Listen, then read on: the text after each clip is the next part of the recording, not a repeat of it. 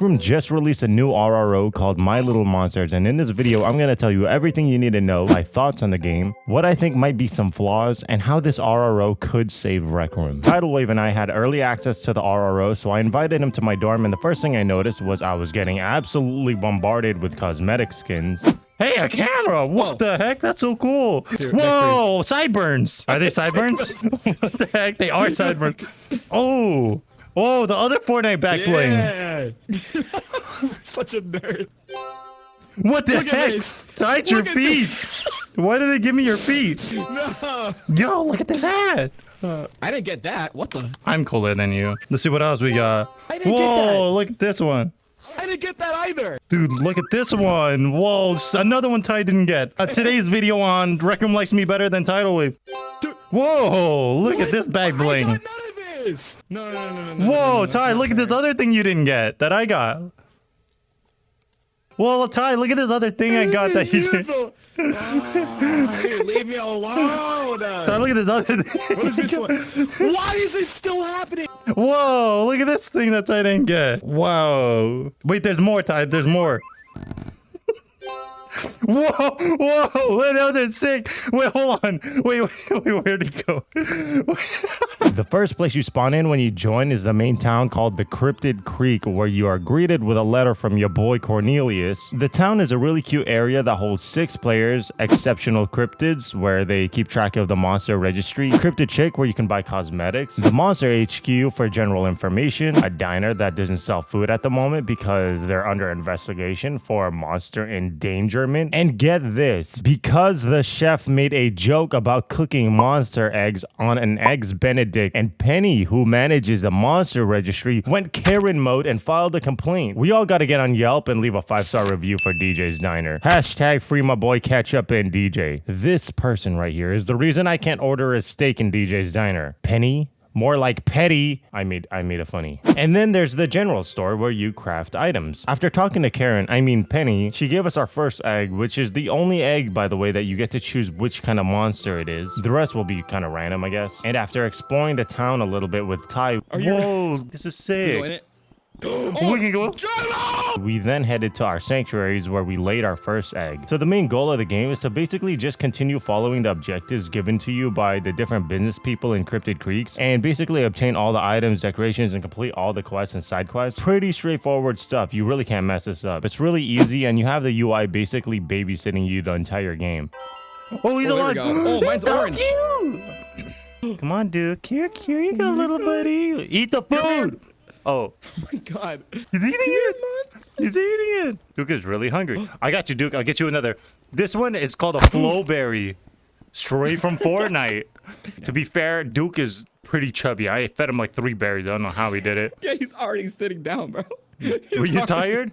You tired, little fatty boy? So when I was a little kid, there was this game I used to play called Sonic Adventure 2. And within this game, there was a mini game called Chow Garden, where you raise these little baby blob creatures. And that's what this game really reminded me of. I mean, your creatures both spawn from eggs. You feed them fruit off the dirty floor that's about the same size of the thing itself. But looking back now, the food you feed it gets smaller as it eats. Why does that make me so happy? Look, I really can't compare Sonic's Chow Garden with My Little Monsters because the Chow Garden is proclaimed to be one of the most complex minigames ever. I don't want to get too in depth of how complex it is because that means I'd have to get deep into the fact that you can train each Chow to have different skills for different activities. That each Chow has a legit lifetime that spans to about 15 hours of gameplay. That depending on its happiness when it dies, it could reincarnate itself into a baby version of itself, keeping 10% of its previous stats. Meaning there is a possibility that you can painstakingly perfect this reincarnation 10 times in a row, which I remind you takes 15 hours each, which could then reward you with an S-ranked Chow. Basically the Homelander of Chow Garden, which I don't even know if it's ever been done before because everyone's probably too focused on the thousands of potential Chow variants or just trying to raise their Chow under strict conditions so that it may potentially turn into a legendary immortal Chow, keeping you company forever till the last minute you decide to play in the Chow Garden. game, but I'm really just stuck on this. And let me remind you, this game mode was made 23 years ago in 2001. I guess the point I'm trying to make is that if this new RRO doesn't want to flop, I think it should have frequent updates. At the time of making this video, it hasn't been 3 full days since the release of My Little Monsters, yet I have some friends that are close to finishing the game. Sonic Adventure 2 didn't have the luxury to just update their game and add expansions to the gameplay whenever they wanted, and yet the replayability was so perfectly crafted that based on the laws of physics, it would be impossible to say this to the same thing for Chow Garden. But that's why I bring this up, because My Little Monsters was crafted perfectly to be set up for expansion. There is so much potential on how much they can add to this game and how much better it could be and how much replayability could be added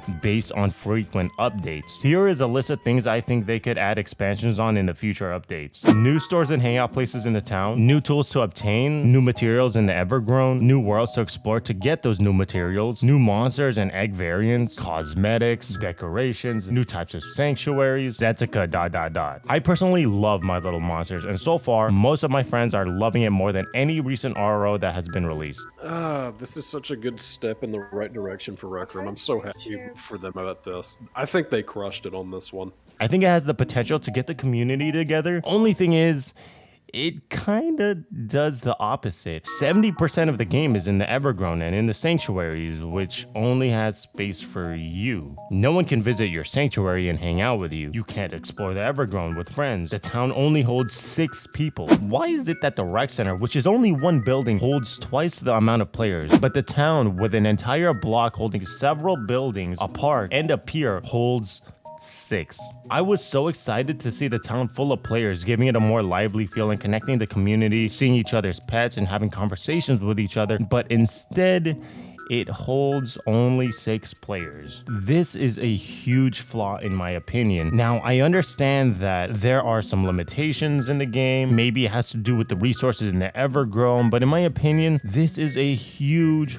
flaw to the game and might really affect its growth. I think it's been established a long time ago that Rec Room was an experience meant to be shared with others. And at the end of the day, this game mode is basically a single player game. The only time you will ever see other players is when you're at Cryptid Creek for literally 2 minutes to craft an item or to update a quest. Another issue I see is a lack of variety in the ways to play the game. Basically, everyone that beats the game will have the same stuff, with the only thing differentiating their progress is the types of monsters they own. I think adding different ways to get different decorations and items would be a great way to mix up everyone's experience. An idea I had would be having a set list of items, cosmetics, and decorations that you can earn by playing different RROs. That way your sanctuary would end up having its own theme based off of the different games you like to play. I might have a more paintball based themed sanctuary, while someone has a more golden trophy based themed sanctuary. I also think the game lacks enemies. I think when you're in the Evergrown, there should be different types of other monsters and enemies that you have to fight and protect yourself against. And adding activities that you and your monster can participate in would make the game a whole lot more engaging. I think the greatest games ever made all have potentials for you to fail miserably, and this game is so linear and so fail-proof that it kind of doesn't challenge you hard enough in my opinion. The one and only thing you have to worry about when playing My Little Monsters is managing your pet's light to prevent you from magic intake. So you have to make sure you return to spawn before the light runs out, or else you just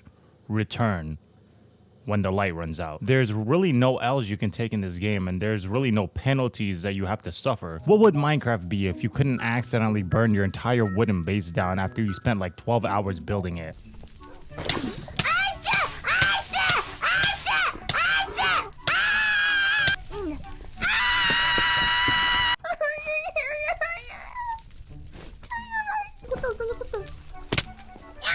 What would Fortnite be if you couldn't lose when you're in top 2?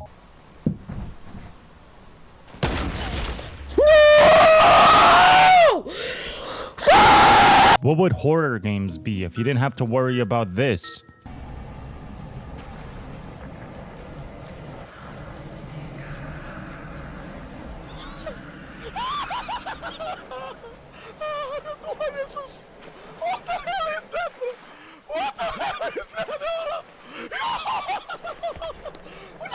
There's just so much potential and so much room to make this game way more replayable and way more engaging and so much more than what it really is. But history kind of shows us what happens to RROs that don't get updates. I'm still waiting for a new Rec Rally track. I want My Little Monsters to succeed because I adore it and I love the execution for the most part. But we all know what happens when the game is left to be forgotten. I'm looking forward to the updates if Rec Room decides to take that route, but what do you think? Will Rec Room update the game? Will they add expansions to the gameplay? Is My Little Monsters gonna pop off or flop off? Let me know what you think about the new RRO in the comments. Thank you guys for watching this video, and yeah, I'm gonna go continue playing with my adorable monsters. Let's go high five! Let's go high five. Whatever.